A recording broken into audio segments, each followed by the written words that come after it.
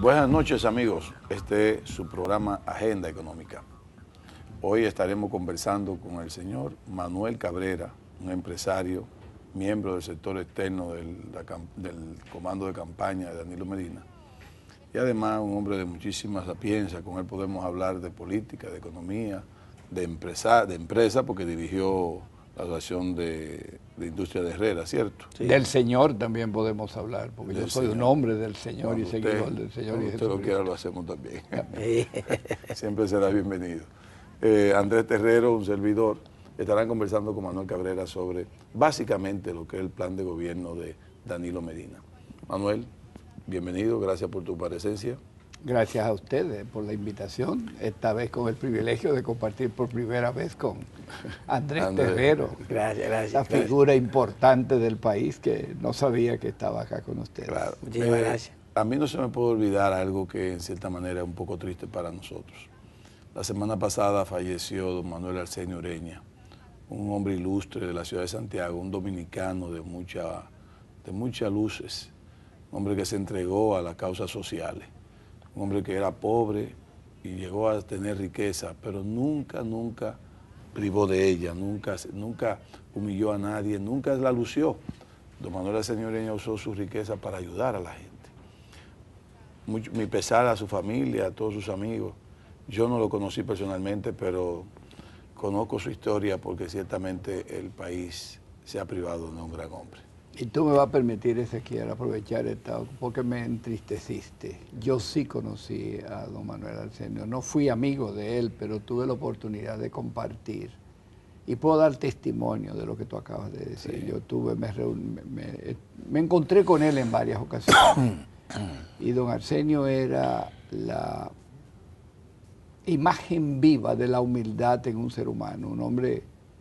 Siempre tenía un rostro que, sin ser permanentemente sonriente, era un rostro con tanta humildad. Eso es lo que se llama donde no se le notaba para nada. Tú veías a don Arsenio, lo menos que a ti se ocurría que ese era un hombre que tenía los bienes de que disponía.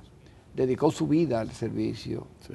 Y es algo que vivía permanentemente, no faltaba a ningún lugar que lo invitaran, bien fuera en el palacio o en la reunión más humilde. Correcto. Yo me encontré con don Arsenio, siempre me trató con una distinción que yo no merecía, porque ni siquiera era amigo de él. De modo que tuve la oportunidad de conocerlo y todo lo que acabas de decir es la total verdad, por lo menos en la percepción del conocimiento que yo tuve de él. Así es. Bueno, nuestro pesar le reitero a sus hijos, a su esposa, a Junior, que es el único que conozco de sus hijos, y a todo el dominicano. Todos estamos de luto con don Manuel Arsenio Ureña. Yo también me uno y además yo lo conocí. Y de verdad y además fue repentina, porque todavía... Él tenía un mes, me dicen, enfermo, sí, pero fue en un mes. Exactamente, o sea, en un mes, o sea, de estar bien y en un mes desaparecer, o sea, una persona productiva. Sí, muy productiva y muy humilde, muy entregado. Pero bueno, las cosas del Señor nosotros no las podemos cuestionar. Sí. Si el Señor decidió que ese era el final de la vida de don Manuel Arsenio Ureña, pues la aceptamos con mucho pesar.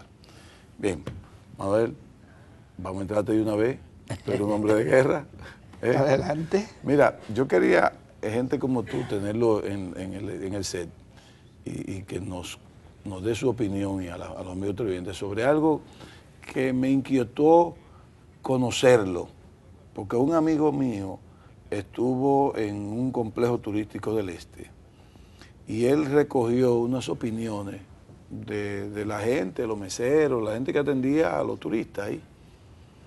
Y uno le dijo, bueno, sería bueno que el que ganara pudiera llevar la tasa del dólar más alto, porque así el turista puede tener mejor oportunidad de que con pocos dólares puede llegar a la República Dominicana y a mayor ocupación hotelera, mejor garantía de nuestros puestos de trabajo tenemos nosotros. Sin embargo, en una de las cápsulas que hemos visto en estos días sobre el gobierno del 2000-2004, vemos que precisamente cuando hubo un desastre donde el dólar cogió al 55, la ocupación hotelera bajó al 50% o menos. Entonces me gustaría que tú nos externaras tu opinión y tu concepto al respecto.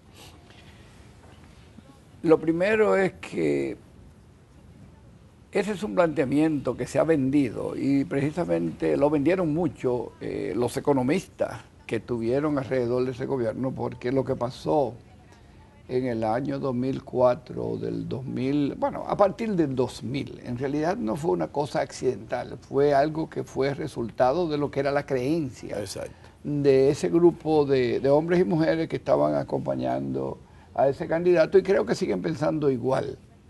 Pero también se unió un factor importante que fue el factor psicológico que crea la incertidumbre económica cuando las cosas comienzan a complicarse. Y eso tú lo unes al hecho de que esta persona creían o inicialmente hicieron un plan para que el dólar, para que el peso se devaluara, porque ellos creían en esa misma teoría. El deslizamiento. Del deslizamiento, pero ellos lo hicieron más acelerado. ¿Y qué pasó y cuál es la experiencia que hemos vivido especialmente los latinoamericanos? Que no se puede jugar con eso. Porque el problema es que cuando comienzan los procesos de evaluación, cualquiera que esté en la actividad comercial o que esté en la actividad económica en general, tiende a pensar en el fantasma de los países latinoamericanos, que vieron sus monedas devaluarse no en porcentajes, en millares y millones de por ciento.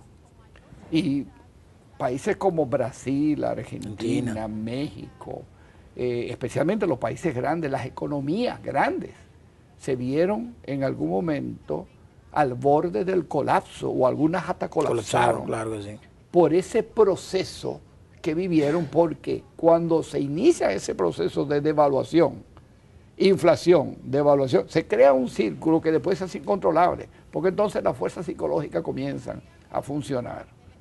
Y se crea ese fenómeno que tú eres un empresario o vendes cualquier cosa. Y cuando comienzan las devaluaciones se comienza a crear la desconfianza. Y eso comienza a crear un círculo donde tú tienes que estar constantemente protegiéndote. Y eso crea los fenómenos de especulación, hasta preventiva, pero especulación al fin. Porque si tú eres un empresario y tú estás viviendo en un proceso de una devaluación, digamos, de 5% mensual, por mencionar un número, tú tienes que prever a veces hasta 3 meses posteriores. Entonces, si tú tienes un producto, lo recibes hoy, un producto, lo fabricas, y eso tiene un componente en dólares fuerte, y tú esperas que la evaluación va a ser 10 o 15% de los próximos 3 meses, tú le aplicas ahora, y tienes que hacerlo, y tú lo aplicas hoy, ese 15%, para protegerte los próximos 3 meses, porque si no tú te descapitalizas. Y eso fue lo que llevó a la quiebra muchas empresas que no previeron eso. Los otros lo acusaron de especuladores, pero eso no quebraron. Sí. Los que no fueron, los que no previeron ese fenómeno, ¿por qué? Y entonces eso comienza a crear un círculo vicioso que después se hace incontrolable, porque tú haces todo ese mes y eso automáticamente va a crear un proceso inflacionario incontrolable. Entonces obviamente se crea una rueda, se comienza a crear la desconfianza, la preocupación. La gente entonces comienza a decir, pero espérate. Unos compran dólares para protegerse lo que puedan y otros lo compran dólares para ganar y sacar ventaja. Para especular. Entonces, eso crea lo que se llaman esos círculos viciosos que después se hacen incontrolables y eso pasó en toda América Latina. No, pero igual además esos empresarios turísticos tuvieron costos más altos porque muchos productos son importados, lo que le brindan a los turistas, claro. Y además el componente de materia prima importada que tienen productos agrícolas, seguro, etcétera, eso es una falacia. Eso solo es atractivo en el sentido de que obviamente mientras más devaluado está el peso, más les rinde a los... Pero eso es un fenómeno que dura nada más por un tiempecito. Correcto. Sí, pero además... ¿y qué pasa con la inflación interna? Claro. Se disparan, primero, se tienen que disparar los costos. Exacto. Y cuando se disparan los costos, eso Energía necesariamente eléctrica, tiene que combustible. forzar un incremento de salario. Pero un incremento de salario que cuando la inflación es muy acelerada, Se convierte nunca en va a nada. poder llegar No, porque no llega. no hay forma de que los empresarios... Exactamente. Es que se distorsionan todos los Exactamente. parámetros económicos No, y y- se pierde ese... No, ese- y mire, brevemente, antes de la pausa, que también, por ejemplo, como nosotros no producimos petróleo, Exacto. entonces pues sube el dólar, tenemos que comprar el petróleo más caro, Sube energía eléctrica. eso hace un problema con la energía eléctrica y creó el problema de los De los bajos subsidios. servicios, ¿no? Y los bajos servicios. Correcto. A los, por ejemplo, los hoteleros, un apagón. Exacto. Entonces la gente que viene aquí dice, ¿cómo yo voy a ir a Pero República Andrés, pero Dominicana? tampoco nosotros producimos materia prima básica. Tampoco, Aquí toda la materia tampoco. prima, la prima Exactamente. Hay básica, que dar para conversión. producir pan, para producir, hay que Conversión. importarlo. Claro. Bien, amigos, vamos a una pausa. A una pausa, por favor.